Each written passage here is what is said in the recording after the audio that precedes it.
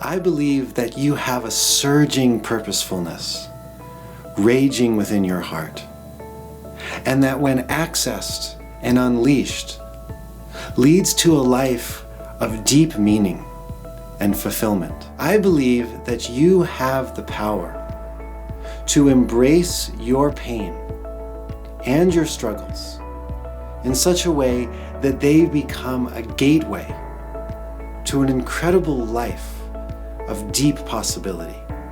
I believe that at the heart of things, you're fundamentally good.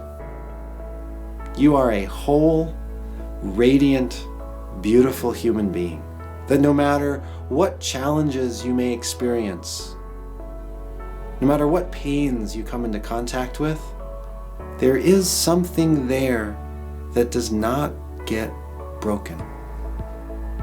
And that making contact with this place not only has a huge impact in your life, but it overflows and it reaches out into your community.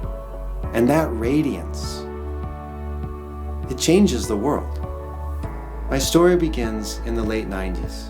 I was 20 years old and I was about to receive the most horrible news that I have ever received in my entire life. The phone rang, I picked it up, and on the other line, there was a voice. There has been a murder. It's your father. He's dead. At this moment, the course of my life was altered forever. And I was forced to face some very deep questions. Questions like, does life have a purpose? Is life meaningful? Why as human beings do we suffer so deeply in the presence of pain? Is there purpose in pain? These were some of the questions that haunted me as I grappled with losing my father so suddenly, so abruptly, so intensely. And so this set me out on a journey. I had to figure out what to do, how to be human, how to live these questions. I didn't even know what living questions meant at that age. But I certainly didn't know what to do on my own. All I knew is that I was in pain, I felt unfulfilled, and I didn't know what the hell was going on. And so I set out and I began to seek out teachers, master teachers in various fields, from spirituality to natural medicine, to places where I could discover the inner workings of the mind and how to work with suffering. Over time, I began to discover that these tools that I had been learning that were helping me feel more fulfilled, more connected, more physically well, that these tools were things that I didn't want to just use for myself. I began studying Chinese medicine. I began studying life coaching. I began studying with teachers that could help me get to the heart of what is required to be able to heal. Over the last 2 decades, I have facilitated over 15,000 transformational hours with people just like you and me.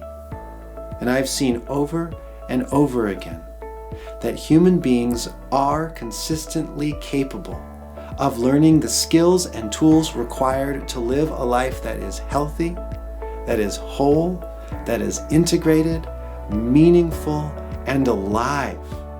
Over the years, I have learned that when we face our pain and our darkness with love, presence, and tenderness, our heart becomes moved. And when our heart becomes moved, we awaken.